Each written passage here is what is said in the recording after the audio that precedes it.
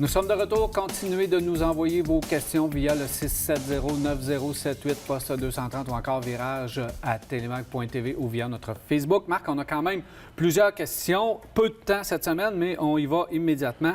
Alex qui dit « Salut, je dois remplacer mon Escape 2008. Je travaille, je regarde du côté des produits plus luxueux, un Edge Sport 2015 et plus, un NX 200T 2015 et plus.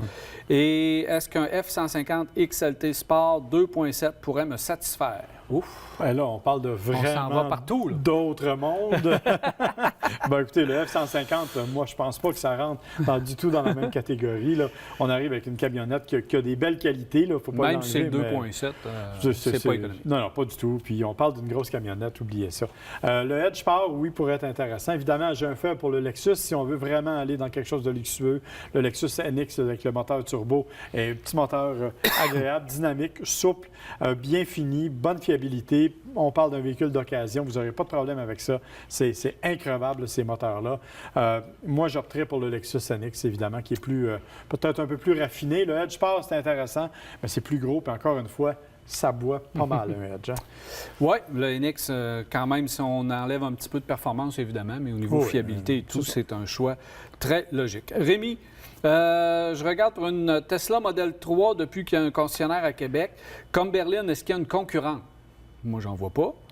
Et est-ce que je dois m'inquiéter de la compagnie? Ça, on ne sait jamais sur quel pied danser avec le M. Boss. Ben, comme on en a parlé tantôt dans les nouvelles, ils ont, semble-t-il, retrouvé le chemin de la rentabilité. Bon, évidemment, on ne le saura jamais vraiment. Il n'y a effectivement pas beaucoup de concurrentes pour le moment au niveau des berlines, du moins pas au niveau je dirais, de luxe que Tesla propose, même si ce n'est pas super luxueux. Il y en aura probablement au fil des prochaines années, mais pour l'instant, on n'est pas rendu là encore. Ce qu'on a de proposer, c'est avec 400-350 km d'autonomie, il n'y a que la Bolt, en fait, et le Kona électrique qui va arriver bientôt, mais on n'est pas dans le même niveau. Effectivement, c'est la seule. C'est aussi la seule au niveau de son prix, il faut le rappeler. Paul, Acura ZDX je ne sais pas si tu t'en souviens. Là. Oh, OK. Oui. De 140 000 km, je ne sais pas l'année. Est-ce que c'est un bon achat? Je fais 5 000 km par année. Donc, un bon achat, oui. Au niveau du style, regardez comme il faut le véhicule, faites le tour.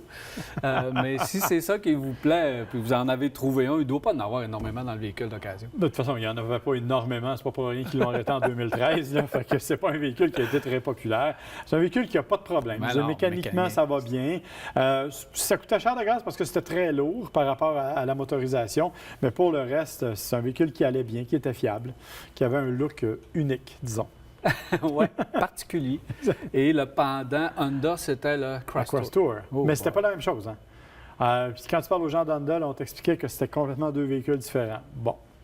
Le hasard fait bien les choses. Hein? Mettons. À peu près le même style, sort à peu près en même temps. C'est pas la même chose? Ben, oui. C'est ça. Dernière question, rapidement. Oui, Marie. HRV de Honda, elle a un Civic de 12 ans qu'elle est très satisfaite. Pourquoi les concessionnaires n'en ont pas? Il n'y a pas de choix de couleur, sinon il faut attendre longtemps. Oui, parce qu'actuellement, on est dans une pause de production.